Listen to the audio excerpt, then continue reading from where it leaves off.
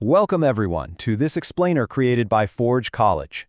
Today, we are stepping right into the Eccentric Inventors Workshop for a very special phase of our capstone project. We're tackling integration testing and deployment for merchant and RWA. Now, if you've been following along in our applied Solana track, you know we've been building some incredibly cool individual components. But today is the day we finalize our master blueprint and actually put it all together.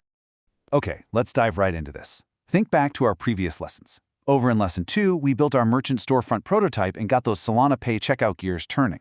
Then, just recently in Lesson 3, we forged our isolated RWA tokens with those fancy Token-2022 transfer hooks. And, they were beautiful, but they were completely disjointed.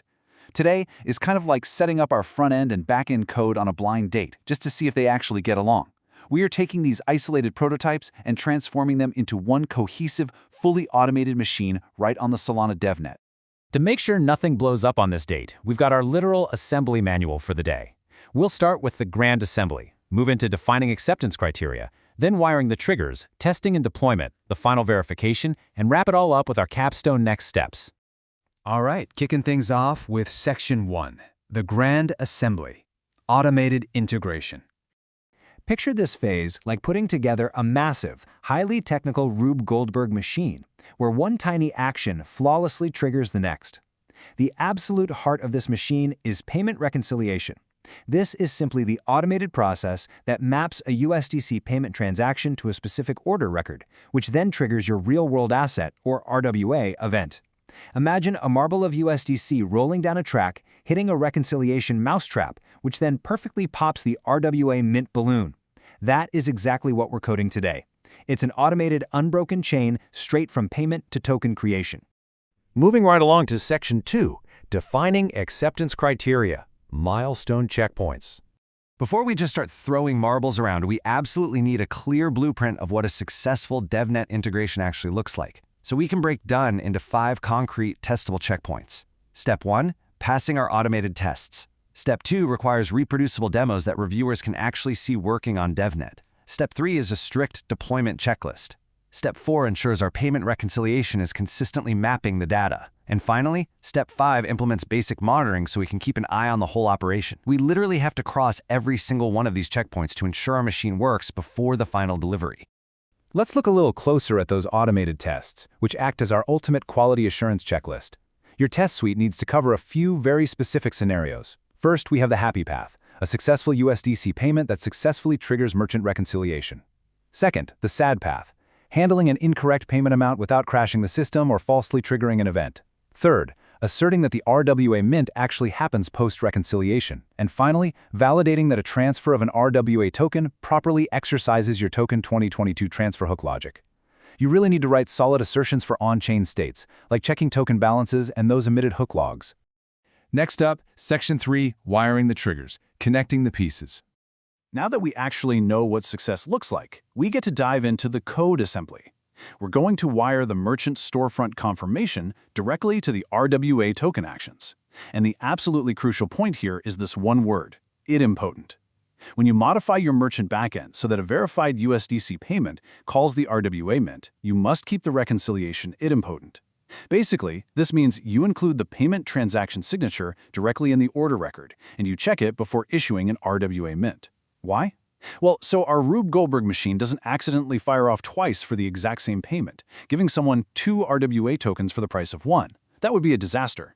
Which naturally leads to a pretty fun question. What happens if someone tries to cheat the system and mint an RWA token without paying? Well, this is exactly where the reconciliation service and those Token-2022 hooks step in and act like extremely strict club bouncers. They literally stand at the door, checking the receipt, which is the transaction signature.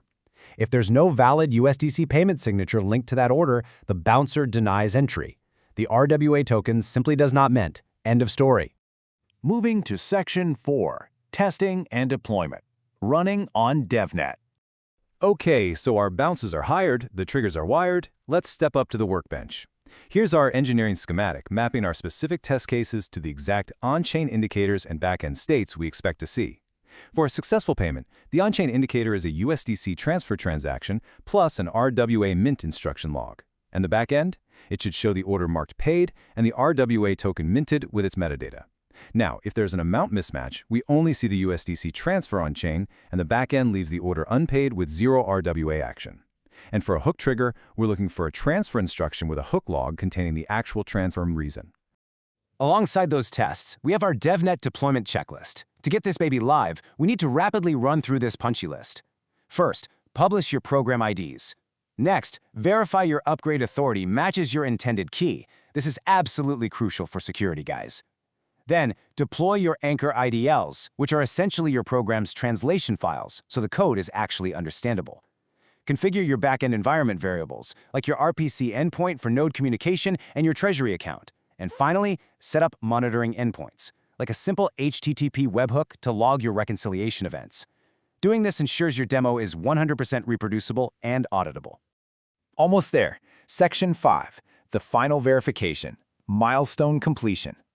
This is the final inspection phase before we can officially declare this integration milestone fully complete.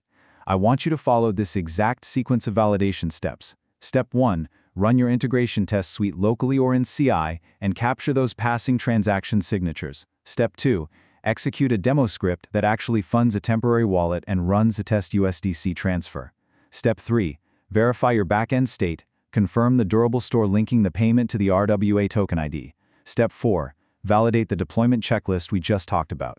And Step 5, prepare your demo artifacts. By that I mean a nice, clean README with transaction signatures acting as hard evidence that every single piece of the puzzle fits perfectly.